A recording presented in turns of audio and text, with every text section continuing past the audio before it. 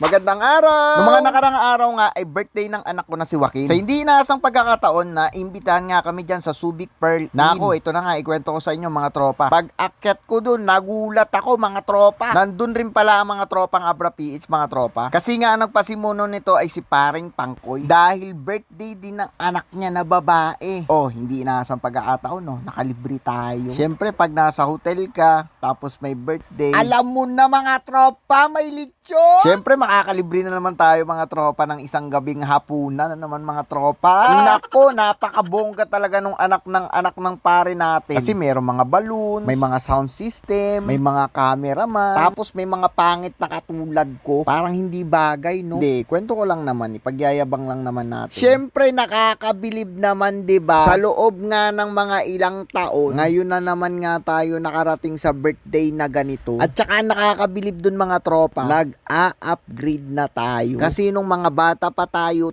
yung mga batang hinahandaan na magulang natin. Pero ngayon, tayo na ang magulang, tayo na yung naghahanda, mas bongga pa, 'di ba? San ka pa? O di sa akin ka na lang na walang pera. May ganun. Hindi nakakabilib talaga to si paring Pangkoy natin. Siyempre, deserve din naman nila yung pamilya yung ganung kabongga talaga na party. Talaga naman siguro humigit kumulang 100,000 to. O baka mainggit ka pa. Kasi dahil pogi kami dyan. Yun lang. Salamat.